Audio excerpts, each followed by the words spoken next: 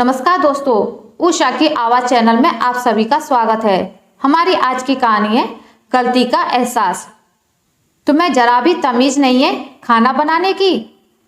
बाकी काम को सहायिका है, बस तुम्हें एक खाना ही तो बनाना होता है, वो भी तुमसे नहीं होता। बस तुम्हें सारा दिन आराम चाहिए। नितिन गुस्से में अपनी पत्नी कविता पर चिल्ला रहा था। ऐसा नहीं है नितिन, खाना बनाने के अलावा भी बहुत काम होते हैं। मुझे हमारी बेटी मिष्टी को भी देखना होता है। आज मम्मी जी को बराबर वाली आंटी अपने साथ ले गई तो मिष्टी को देखने वाला कोई नहीं था। उसके लिए खाना बनाया तो हो गई होगी कोई गलती। कविता धीरे से बोली, बस यही तो तुम औरतों की कमी है। खुद की गलती मानने की जगह ऐसा दिखाती हैं ये बेचारी कितनी अबला हैं, जिन्हें कभी फुर्सत ही नहीं मिलती घर से। हद है। ये बोल नितिन खाना छोड़ उठकर बाहर चला गया। अपने कमरे में बैठी नितिन की बहन सुनीता भाई भाभी की लड़ाई देख मुस्कुरा दी, क्योंकि उसने अपने भाई को भाभी पर इस तरह चिल्लाते हुए आज पहली बार देखा था। कविता एक सुघड़ गृहिणी है। घर में सास ससुर सब उसकी प्रशंसा करते हैं। नितिन भी उससे खुश है, पर जब से मिष्टी हुई है तब से कविता पहले से ज़्यादा व्यस्त हो गई है। हालांकि जब उसकी सास बीना जी घर में होती हैं तो वो मिष्टी को संभाल लेती हैं। थोड़ा बहुत घर के काम में भी मदद करती हैं। वो तो अपनी बेटी सुनीता को भी भाभी की सहायता के लिए कहती हैं, पर सुनीता हर बार यही कहती है, अब जब भाभी आ गई तो मैं क्यों घर के काम में मदद करूं? उनके आने से पहले मैं करती थी ना। तब कविता ही सास को चुप करा देती, ये कहकर कि मम्मी जी, सुनीता अब हमारे पास है ही कितने समय के लिए, कुछ समय बाद इसकी शादी हो जाएगी, तो जब तक यहाँ है इसे आराम करने दीजिए। ये सुन सुनीता के चेहरे पर विजयी मुस्कान आ जाती। वो कहते हैं ना कि औरत ही औरत को नहीं समझती। जिस दिन वो समझने लगे तो किसी पुरुष की हिम्मत नहीं औरत को गलत कहने की। यहाँ तो सुनीता कविता का साथ देने की जगह उससे खार सा खाती थी, क्योंकि सब कविता की तारीफ जो करते हैं और कहीं ना कहीं सुनीता को अपनी भाभी से गृहस्थी चलाने की सीख लेने को कहते हैं। आज सास के बाहर जाने पर कविता ने पहली बार सुनीता से मिष्टी को संभालने को कहा था, जिससे वो खाना बना ले। लेकिन सुनीता ने पढ़ने का बहाना बनाकर साफ इनकार कर दिया और कविता ने भी उसे छोटी बहन समझ कुछ कहना उचित नहीं समझा और किसी तरह मिष्टी को संभालते हुए खाना बनाया। नितिन का इस तरह उठकर जाना कविता को अच्छा नहीं लगा। उसकी आंखों में आंसू आ गए। उधर मिष्टी रोने लगी तो कविता उसे दूध पिलाने चली गई। मम्मी, पता है आज क्या हुआ? बीना जी के घर में घुसते ही सुनीता उनसे बोली। क्या हुआ? बीना जी ने पूछा। आज भाभी ने खाना बिल्कुल अच्छा नहीं बनाया। भाई गुस्से में खाना छोड़कर चले गए। सुनीता खुश होते हुए बोली, अच्छा, हो जाती है कभी कभी गलती, नितिन को ये समझना चाहिए। बीना जी बोली, अरे नहीं मम्मी, ये चीज़ तो भाभी को समझनी चाहिए। घर की बहू है वो, मिष्टी के बहाने घर के काम से तो नहीं बच सकती ना।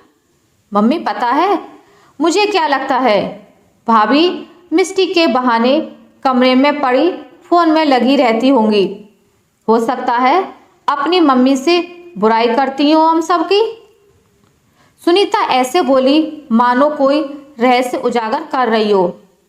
मिष्टी को दूध पिलाकर कमरे से बाहर आती कविता ने ये सुन लिया तो उसकी आंख में आंसू आ गए। जिस नंद को वो बहन मानती है वो उसके बारे में ऐसे विचार रखती है।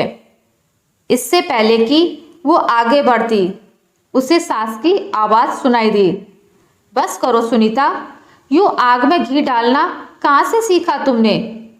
तुम भूल रही हो, जैसे कविता इस घर की बहू बनी है, कल को तुम्हें भी किसी के घर की बहू बनना है और एक दिन माँ भी बनोगी। तुम्हें तो भाभी का साथ देना चाहिए, लेकिन तुम तो उल्टे आग में घी डाल रही हो, जिससे मैं कविता को डांटूं। मैं कविता की अवस्था जानती हूँ, क्योंकि मैं भी कभी माँ बनी थी। कभी मुझे भी कामचोर, आलसी और ना जाने क्या क्या नाम दिए गए थे, पर मैं अपनी बहू को यह नहीं सहने दूंगी। बीना जी गुस्से में बोली। उनकी बात सुन कविता के मन में सास के लिए आदर बढ़ गया। पर मम्मी, उस समय घर में नौकर नहीं होते थे, आपको सारा काम खुद करना पड़ता था। अब भाभी के साथ तो आप भी लगी रहती हो। सुनीता को माँ का भाभी की साइड लेना रास नहीं आया।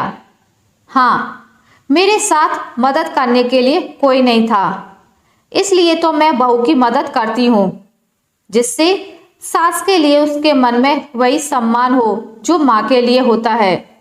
सुनीता बेटा, तुम भी खुद को बदलो।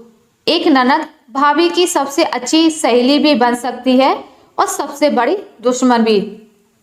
कल को तुम्हें अपना मायका चाहिए या नहीं, उसे सोचते हुए फैसला करो तुम्हें क्या बनना है, क्योंकि मायका माँ बाप के बाद भाभी से ही होता है। वैसे भी कल को तुम भी भाभी बनोगी, तो अपनी ननद का ऐसा व्यवहार तुम्हें अच्छा लगेगा? मुझे तो अपना बुढ़ापा खराब नहीं करना, इसलिए मैं तो अपनी बहू का साथ दूंगी।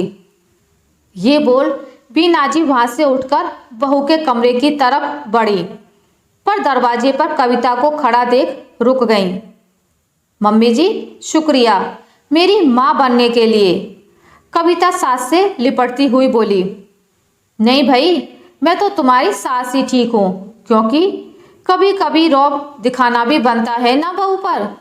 बीना जी हंसते हुए बोली तो कविता भी हंस दी।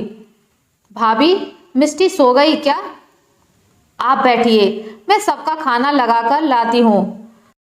सुनीता, जो तब से कुछ सोच रही थी, उठती हुई धीरे से बोली। नहीं सुनीता, मिष्टी तो सो रही है, मैं जल्दी से रसोई का काम निपटा लेती हूँ, कविता प्यार से बोली। तो चलिए, मैं भी साथ चलती हूँ, काम जल्दी खत्म हो जाएगा, सुनीता बोली और भाभी के साथ चल दी। बीना जी सुनीता का बदला रूप देख मुस्कुरा दी। शाम को नितिन के आने पर बीना जी ने उसे समझाया। नितिन को पहले ही अपनी गलती का एहसास हो गया था, इसलिए उसने कविता से माफ़ी मांग ली। बीना जी खुश थी कि उन्होंने सही समय पर अपने बच्चों को सही शिक्षा दी है। अब जहां नितिन कविता के साथ अपने रिश्ते को मजबूत बनाएगा, वहीं सुनीता भी अपना मायका कभी नहीं खोएगी। आशा करती हूँ आपको मेरी आज की कहानी अच्छी लगी होगी। अगर आपको मेरी कहानी अच्छी लगी है तो इसे लाइक करें, ज़्यादा से ज़्यादा शेयर करें, और अगर आप मेरे चैनल पर नए हैं तो इसे सब्सक्राइब करना ना भूलें। मिलते हैं एक नई कहानी के साथ, तब तक के लिए नमस्कार।